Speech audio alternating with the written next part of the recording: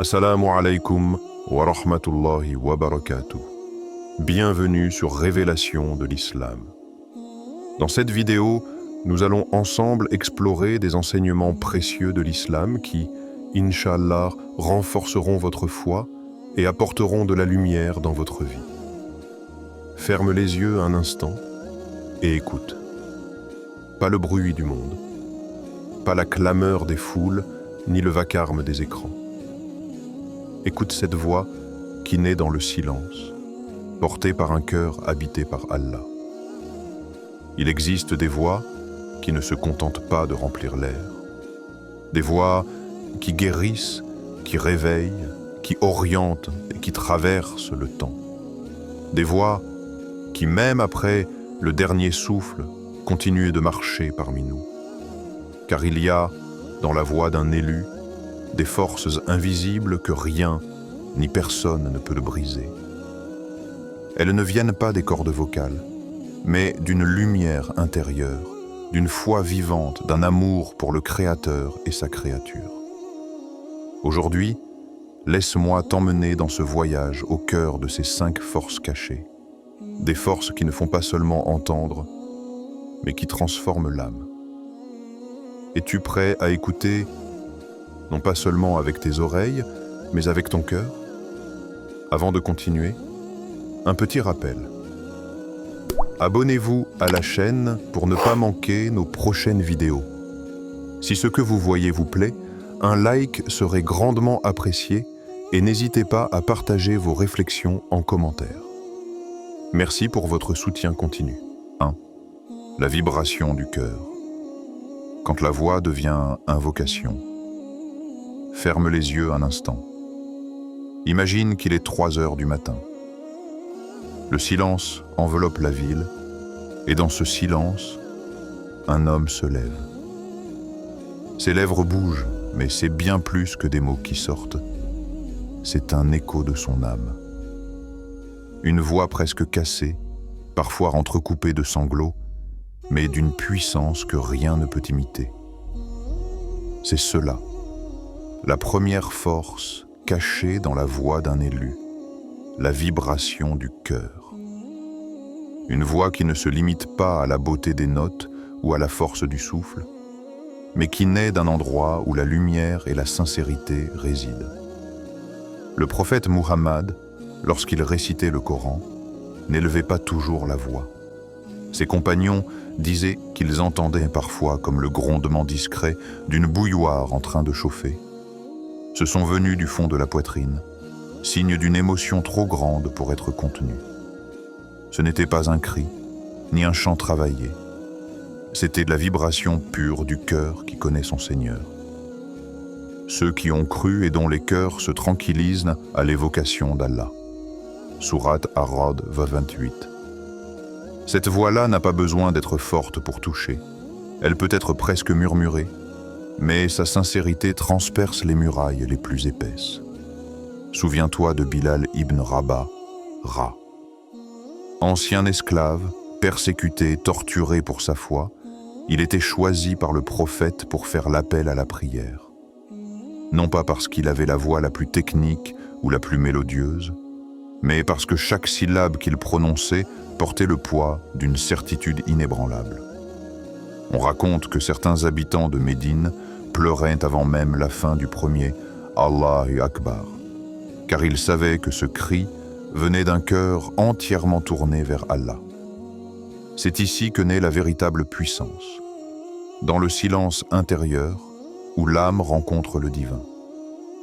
Quand le cœur est pur, même la voix la plus simple peut devenir une invocation vivante. Pense à ces moments où une simple phrase a changé ta journée. Pas forcément par sa forme, mais par la sincérité de celui qui te l'a dite. Comme un ami qui te murmure « Je suis là, au creux d'une épreuve ».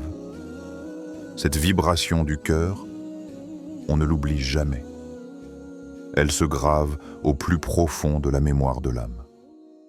Dans l'histoire islamique, il est dit qu'un homme avait pour habitude de réciter la basmala, Bismillah ar-Rahman ar-Rahim, avant chaque parole, même avant de répondre à une question simple. On se moquait parfois de lui. Mais lorsqu'il mourut, un pieux savant rêva de lui et le vit entouré de lumière. Le savant demanda « Qu'est-ce qui t'a valu cet honneur ?»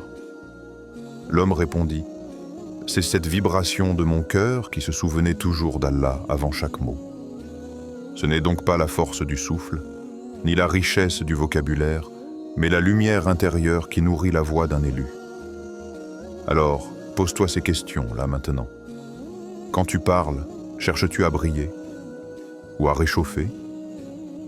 Quand tu récites le Coran ou que tu invoques Allah, est-ce un simple devoir ou un besoin vital de ton âme? Quand les autres entendent ta voix, qu'est-ce qu'ils ressentent?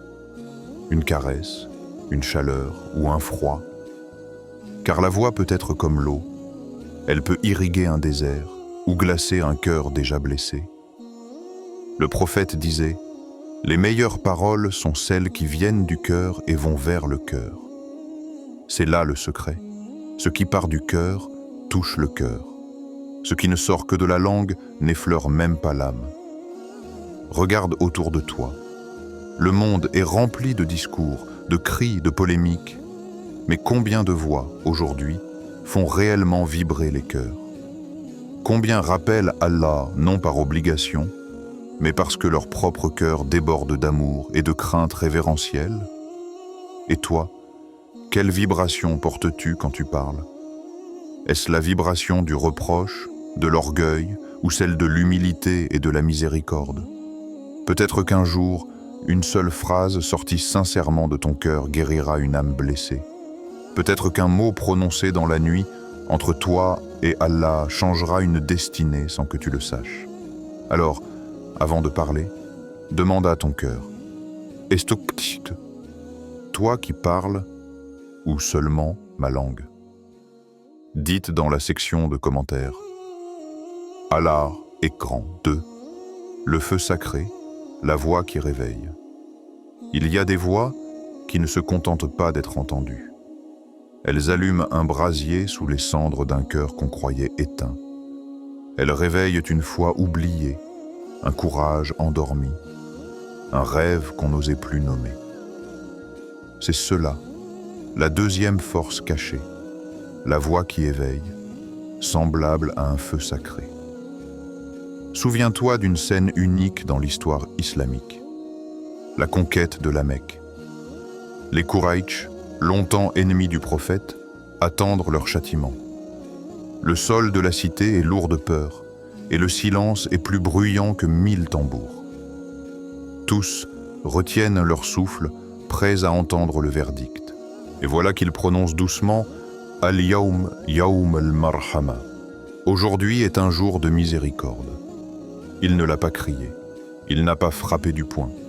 Mais ces mots ont soufflé sur la braise des cœurs, et la haine s'est dissoute comme neige au soleil.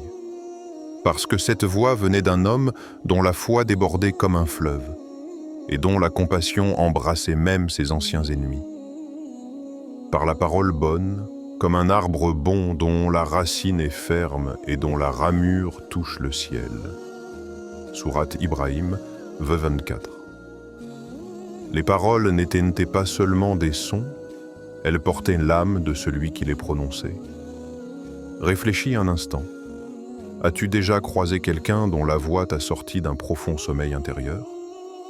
Peut-être un ami qui t'a dit « Lève-toi, tu vaux mieux que ça ». Peut-être une mère qui a murmuré « Je crois en toi ». Et soudain, tout change. Pas parce que c'était fort, mais parce que c'était vrai. C'est cela, le feu sacré. Il n'a pas besoin de violence. Il est nourri par la foi et la sincérité. Il réchauffe, éclaire et parfois brûle les voiles de l'illusion. Dans les récits, on raconte l'histoire d'Umar ibn al-Khattab. Avant sa conversion, il était venu pour tuer le prophète. Mais il entendit simplement la récitation du Coran, et son cœur trembla. Ces versets ont fendu la carapace de son orgueil, et l'homme le plus dur de la Mecque est devenu l'un des plus grands compagnons de l'islam. Ce n'était pas une harangue, ni une menace. C'était la voix de la vérité, nue et pure, qui éveille même le cœur le plus dur.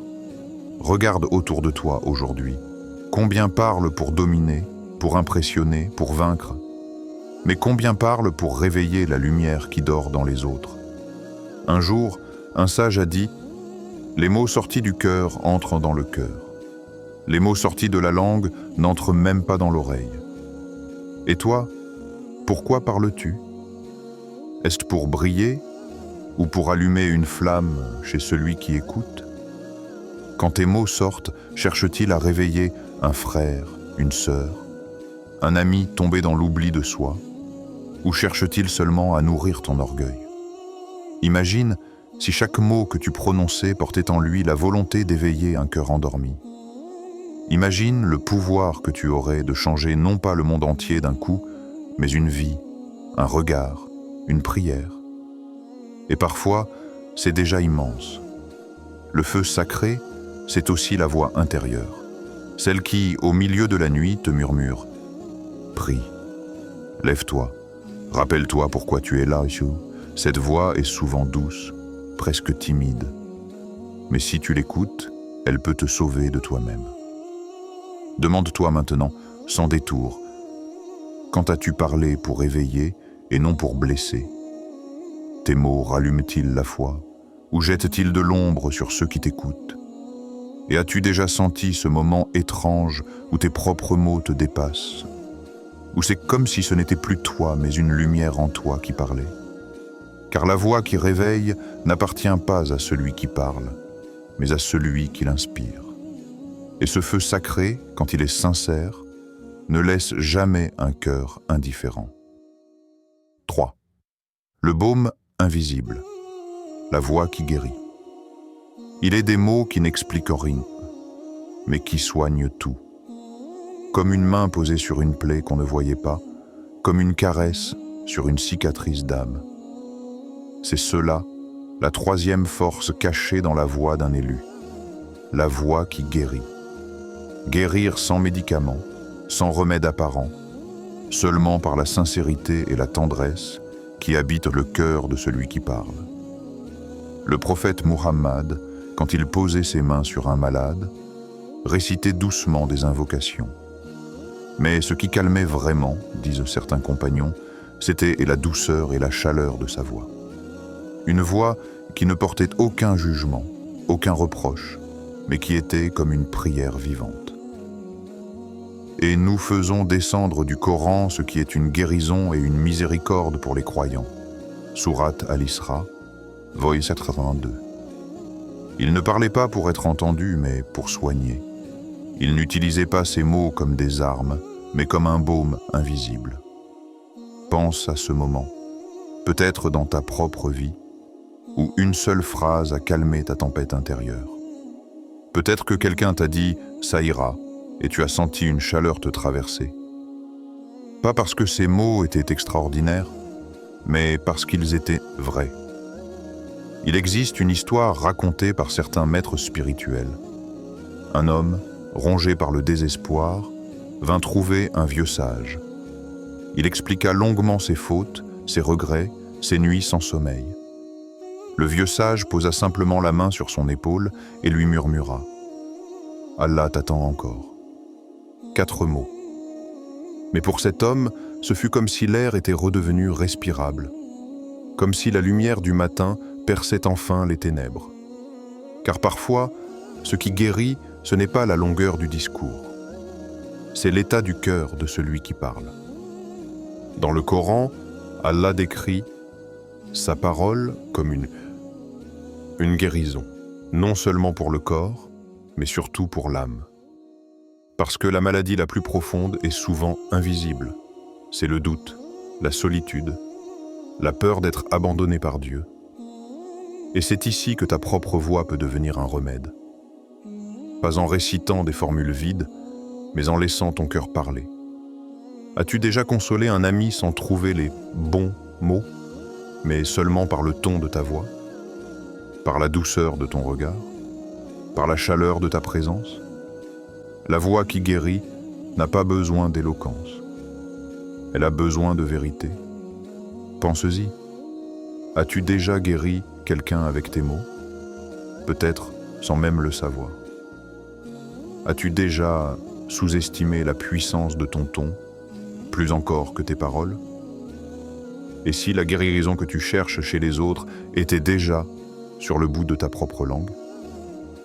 Il est raconté qu'un poète, après avoir vécu des épreuves terribles, disait « J'ai compris trop tard que ce qui m'a sauvé, ce n'est pas ce que j'ai dit, mais ce que j'ai murmuré à Allah, seul dans ma nuit. » La voix peut être un baume, même pour soi-même. Quand tu dis à voix haute « Astaghfirullah », je demande pardon à Allah, tu n'adresses pas seulement ces mots à Allah, tu les adresses aussi à ton âme, comme pour lui rappeler qu'elle n'est pas perdue, qu'elle a encore une porte ouverte vers sa miséricorde. Imagine si chaque phrase que tu prononces devenait un fil de soie, recousant les déchirures d'un cœur. Imagine si, au lieu de juger, tu disais « Je comprends ta douleur ». Imagine si, au lieu de crier, tu murmurais « Allah est avec toi ». Car la voix qui guérit n'est pas un miracle réservé aux prophètes. C'est un don que chacun porte, à condition que le cœur parle avant la langue. Et peut-être que sans le savoir, tes mots ont déjà guéri quelqu'un. Peut-être qu'un « prends soin de toi » que tu croyais banal a sauvé une âme qui pensait ne plus mériter d'amour. Peut-être qu'un « Allah te voit » a ramené un cœur à la prière. Il n'y a pas de plus grand secret. Ce qui sort d'un cœur pur trouve toujours le chemin d'un autre cœur blessé. Avant de continuer, un petit rappel. Abonnez-vous à la chaîne pour ne pas manquer nos prochaines vidéos. Si ce que vous voyez vous plaît, un like serait grandement apprécié. Et n'hésitez pas à partager vos réflexions en commentaire. Merci pour votre soutien continu. 4. L'écho du destin. La voix qui trace un chemin. Il existe des voix qui ne se contentent pas de résonner dans l'instant. Elles continuent de marcher à nos côtés, longtemps après s'être tues. Comme un écho qui traverse les années, elles deviennent un guide silencieux, une boussole intérieure qu'on consulte quand tout semble flou. C'est cela, la 4e force cachée, la voix qui trace un chemin. Certains mots sont si chargés de vérité et de foi qu'ils s'impriment au fond de l'âme. Ils ne nous prédisent pas l'avenir, mais ils orientent notre regard vers celui qui connaît déjà notre destin. Souviens-toi de ces paroles que le prophète adressa à Ibn Abbas, Ra, encore adolescent. Garde Allah, il te gardera. Quelques mots, simples en apparence, mais porteurs d'une lumière qui éclaire les pas bien au-delà de la nuit où ils furent prononcés. Ces mots n'étaient pas dites pour flatter, ni pour effrayer. Ils étaient offerts comme on tend une lampe à celui qui va marcher seul. Et aujourd'hui encore, plus de 1400 ans plus tard, des millions de cœurs les murmurent avant de prendre une décision, de faire un choix, de se relever après une chute. Et dis à mes serviteurs de dire ce qu'il y a de meilleur. Sourate Al-Isra, verset 53. Ces paroles, si elles sont guidées par la sincérité et la conscience d'Allah, ne meurent jamais. Elles deviennent un repère qui résiste au temps, aux doutes et aux tempêtes. As-tu déjà entendu une phrase qui a changé ta route? Peut-être qu'un père, une mère, ou même un inconnu t'a glissé un conseil dont tu ne comprends la force que des années plus tard. Ce sont ces mots-là, les mots qui tracent un chemin. On ne réalise pas toujours leur valeur au moment où on les entend. Mais ils travaillent en silence, comme une graine plantée dans l'obscurité, jusqu'au jour où elle éclot et guide nos pas. Il existe l'histoire d'un jeune homme, perdu, sur le point de céder à la colère et de commettre l'irréparable. Au détour d'une rue, un vieil homme lui dit seulement « Ne laisse jamais la colère décider à ta place ». Ces mots l'ont poursuivi toute sa vie. À chaque instant critique, ils se sont dressés devant lui comme un mur protecteur. La voie qui trace un chemin n'est pas celle qui ordonne ou condamne. C'est celle qui rappelle, qui réveille la conscience qu'Allah a placée en nous. Car l'islam tout entier est un appel, pas un cri, pas un ordre brutal, mais un doux rappel. Allah dit « Rappel », car le rappel profite aux croyants. Sourate At-Dariyat, voix 155. Quand tu parles, que sème ta voix derrière toi? Laisses-tu une trace de lumière, comme un phare pour celui qui viendra après? Ou ne laisses-tu qu'une poussière d'orgueil, aussitôt balayée par le vent? Pense aussi à ce que retiendront les autres de ta voix. Pas le ton, ni même la perfection de tes phrases, mais ce qu'elles portent au fond, un écho de miséricorde, d'espérance, ou simplement le reflet d'un cœur habité par Allah. Dans le Coran, Allah a confié aux croyants un immense devoir, et dit à mes serviteurs de dire ce qu'il y a de meilleur. Parce qu'un seul mot peut devenir un guide pour quelqu'un d'autre, longtemps après qu'on l'a oublié soi-même. Et toi, qu'espères-tu que tes mots laissent derrière eux? Certains parlent de ce monde, mais leur voix, elle, continue de marcher parmi nous. Comme celle des grands savants, des poètes mystiques, des mères qui murmurent « Prends patience, Allah voit tout ». Peut-être qu'un jour, sans le savoir, une phrase que tu as dite sauvera quelqu'un d'une erreur. Peut-être qu'elle le ramènera à Allah. Peut-être même que tes mots deviendront pour un autre ce qu'un jour, un mot a été pour toi, une étoile dans sa nuit. Car ce qui est dit pour Allah, ce qui est prononcé dans la sincérité et l'humilité, survit aux années, aux doutes et même à la mort. 5. La force qui survit au silence. La voix éternelle, imagine. Le monde plongé dans le silence. Plus de mots, plus de voix humaines, plus d'échos dans les rues.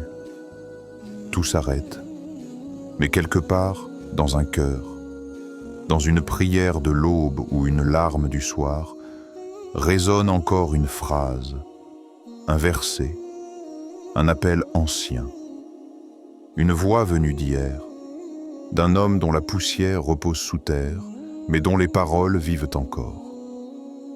C'est cela, la 5e force cachée, la voix qui survit au silence, la voix éternelle.